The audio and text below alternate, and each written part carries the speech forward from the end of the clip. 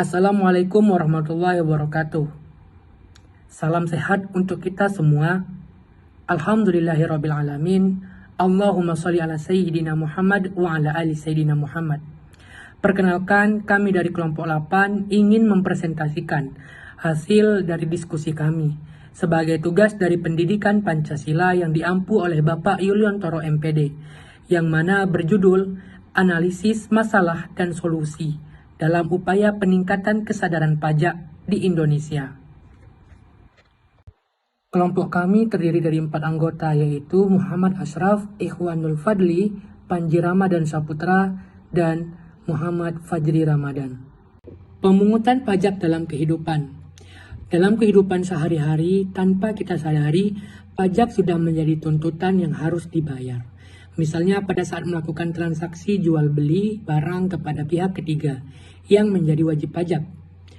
Sebagai contoh, suatu ketika Anda makan di restoran siap saji dan tanpa disadari, pada saat melakukan pembayaran, Anda pun membayar pajak sesuai dengan tarif yang telah ditentukan. Dan pajak itu pun disebut dengan pajak restoran. Membangun argumen pentingnya pajak bagi negara. Sebagaimana telah kita ketahui, kita maklumi bahwa pajak dipahami sebagai beralihnya sumber daya privat ke sumber daya publik. Pemahaman ini memberikan gambaran bahwa adanya pajak menyebabkan dua situasi menjadi berubah. Yang pertama, berkurangnya kemampuan individu dalam menguasai sumber daya untuk kepentingan penguasaan barang dan jasa. Yang kedua, bertambahnya kemampuan keuangan negara dalam penyediaan barang dan jasa publik yang merupakan kebutuhan masyarakat. Materi selanjutnya adalah menelusuri konsep dan urgensi diperlukannya pajak dalam kehidupan manusia. Konsep pajak pada dasarnya adalah adanya kesediaan untuk berbagi dengan sesama. Namun, pengungkapan kesediaan untuk berbagi antara manusia yang satu dengan manusia yang lain dapat berbeda-beda, sehingga dibutuhkannya pengaturan, baik berupa peraturan perundang-undangan maupun lembaga yang menjalankan peraturan itu sendiri. Pajak merupakan sebuah terminologi yang mengandung beragam opini, persepsi, dan pemikiran di sebagian besar masyarakat. Hal ini terjadi karena beberapa faktor. Yang pertama, faktor ketidaktahuan tentang apa itu pajak. Rata-rata masyarakat tidak mengerti apa itu namanya pajak. Yang kedua, kecurigaan yang ditimbulkan oleh pihak tertentu. Yang ketiga, anggapan bahwa pajak itu memberatkan. Dan yang keempat, menyadari pentingnya urgensi pajak bagi keberlangsungan bangsa. Assalamualaikum warahmatullahi wabarakatuh. Kali ini saya akan melanjutkan presentasi dari teman saya sebelumnya. Tingkat kesadaran masyarakat membayar pajak. Kesadaran dan kepedulian sukarela wajib pajak sangat sulit untuk diwujudkan. Seandainya dalam definisi pajak tidak ada frase yang dapat dipaksakan dan yang bersifat memaksa. Bertitik tolak dari frase ini menunjukkan membayar pajak bukan semata-mata hanya perbuatan sukarela atau karena suatu kesadaran saja. Dalam frase ini memberi pemahaman dan pengertian bahwa masyarakat dituntut untuk melaksanakan kewajiban kenegaraan dengan membayar pajak secara sukarela dan penuh kesadaran diri sebagai aktualisasi semangat gotong royong atau solidaritas nasional untuk membangun perekonomian nasional yang sangat bagus. Kesadaran kepedulian sukarela wajib pajak merupakan hal yang mendasar sekali, merupakan suatu wujud sikap yang seiring sejalan, dan merupakan satu kesatuan momentum yang harus dapat ditangkap oleh DJP dalam mencapai targetnya tersebut. Pada sejak tahun 2008, terutama sejak peluncuran program Sunset Polisi, program PWPM menyusul modernisasi DJP.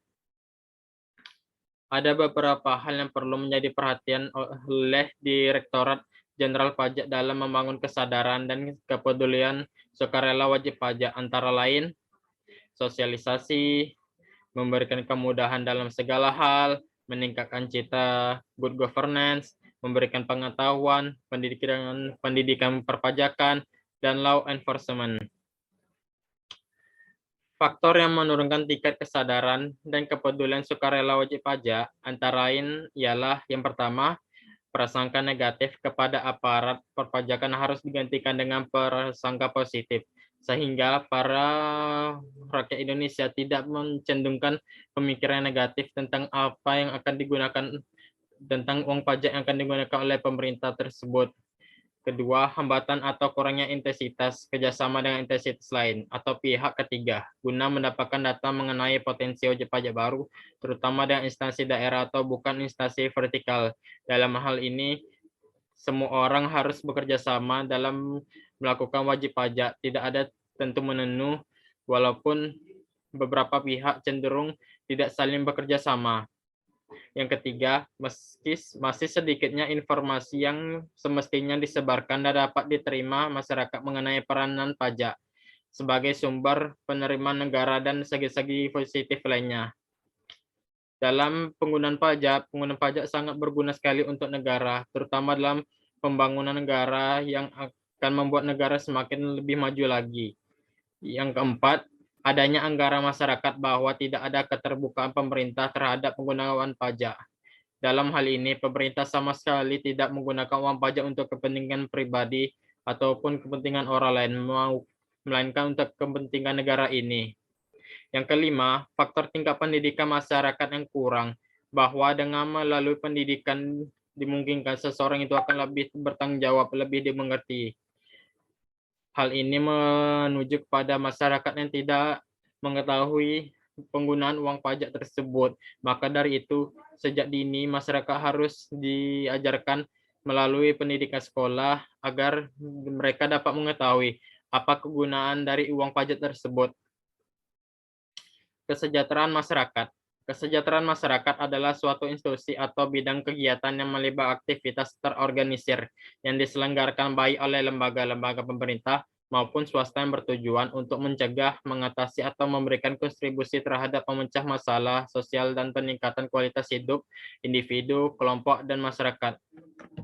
Sekian dari materi saya, selanjutnya akan dilanjutkan oleh teman saya. Wassalamualaikum warahmatullahi wabarakatuh. Assalamualaikum warahmatullahi wabarakatuh. Perkenalkan, nama saya Muhammad Fajri Ramadan. Di sini saya akan melanjutkan materi dari teman saya. Pada materi ini saya akan menyampaikan pertama, upaya meningkatkan kepatuhan wajib pajak. Kepatuhan pajak. Kesediaan wajib pajak dengan sukarela untuk mematuhi undang-undang perpajakan dan peraturan pelaksanaan lainnya. Mendeklarasikan semua penghasilan, beban, aset, dan kewajiban secara benar, dan membayar serta melaporkan semua kewajiban pajaknya secara tepat waktu. Faktor-faktor yang mempengaruhi kepatuhan pajak. Pendekatan economic deterrence terbagi menjadi kompleksitas dan sistem pajak, tingkat layanan informasi penghasilan, withholding dan pelapor informasi, tarif pajak aktual dan progresif, hukuman untuk ketidakpatuhan, model sosial dan psikologi keuangan fokus pada variabel. Pendekatan perilaku yang luas terbagi menjadi norma sosial, keadilan, dan kesamaan, moral pajak dan persepsi mengenai pertanggungjawaban pemerintahan atau politika. Tingkat kepatuhan wajib pajak di Indonesia. Untuk mengukur tingkat kepatuhan dari pajak tidaklah mudah. Menggunakan variabel yang diberi nama indeks kepatuhan pajak. Indeks kepatuhan pajak ini diberi nilai minimum 0 dan nilai maksimum 6. Suatu negara yang memiliki indeks kepatuhan pajak sama dengan 0, berarti semua wajib pajak tidak patuh membayar pajak. Sedangkan bila suatu negara mempunyai nilai indeks kepatuhan pajak sama dengan 6, berarti semua wajib pajaknya patuh membayar pajak. Usaha meningkatkan kepatuhan wajib pajak di Indonesia. Yang pertama, pendidikan. Pendidikan yang lebih tinggi berhubungan langsung dengan kemungkinan kepatuhan pajak. Pengusaha pengetahuan tentang pajak yang lebih baik akan berhubungan dengan sikap lebih patuh terhadap pajak. Yang kedua, sikap. Banyak peneliti yang mendapatkan hasil yang berbeda mengenai hubungan antara sikap pribadi wajib pajak dengan kepatuhan pajak. Yang ketiga, kendala atau batasan keuangan. Menyatakan kendala keuangan pribadi dipercaya mempunyai pengaruh terhadap tax evasion. Yang keempat, budaya. Budaya yang mempengaruhi kepatuhan pajak adalah kolektivisme dan individualisme. Usaha yang dapat dilakukan adalah menanamkan budaya patuh membayar pajak pada berbagai kelompok masyarakat, organisasi, lembaga, pemerintah, dan non-pemerintah. Yang kedua, meningkatkan kepatuhan wajib pajak melalui kualitas pelayanan. Kajian teori sistem pemungutan pajak berdasarkan self-assessment menuntut kesadaran dan kepatuhan yang tinggi dari wajib pajak dalam memenuhi kewajiban perpajakannya. Untuk meningkatkan kepatuhan wajib pajak dapat dilakukan melalui peningkatan kualitas pelayanan. Yang pertama, meningkatkan mutu pelaksanaan tugas dan instansi. Yang kedua, mendorong upaya mengaktifkan sistem dan tata laksana pelayanan. Yang ketiga, mendorong kreativitas prakarsa dan peran serta masyarakat dalam pembangunan. Kajian teori sistem pemungutan pajak berdasarkan self-assessment menuntut kesadaran dan kepatuhan yang tinggi dari wajib pajak dalam memenuhi kewajiban perpajakannya. Untuk meningkatkan kepatuhan wajib pajak dapat dilakukan melalui peningkatan kualitas pelayanan. Yang pertama, produk yang memenuhi harapan pelanggan. Kedua, jasa yang memenuhi harapan pelanggan. Yang ketiga, proses yang memenuhi harapan pelanggan. Dan yang keempat, lingkungan yang memenuhi harapan pelanggan. Sekian dari saya. Assalamualaikum warahmatullahi wabarakatuh. Assalamualaikum warahmatullahi wabarakatuh. Perkenalkan, nama saya Panji Ramadan Saputra. Di sini saya akan melanjutkan materi yang disampaikan oleh rekan saya tadi. Materi yang pertama yaitu meningkatkan kepatuhan wajib pajak melalui kualitas pelayanan. Untuk meningkatkan kepatuhan wajib pajak melalui kualitas pelayanan, terdapat dua kajian teori. Teori yang pertama yaitu sistem pemungutan pajak berdasarkan self-assessment menuntut kesadaran dan kepatuhan yang tinggi dari wajib pajak dalam memenuhi kewajiban perpajakannya. Untuk meningkatkan kepatuhan wajib pajak dapat dilakukan melalui peningkatan kualitas pelayanan. Yang pertama adalah meningkatkan mutu pelaksanaan tugas dan instansi. Yang kedua, mendorong upaya mengaktifkan sistem dan tata laksana pelayanan. Yang ketiga, mendorongnya kreativitas, prakarsa, dan peran serta masyarakat dalam pembangunan.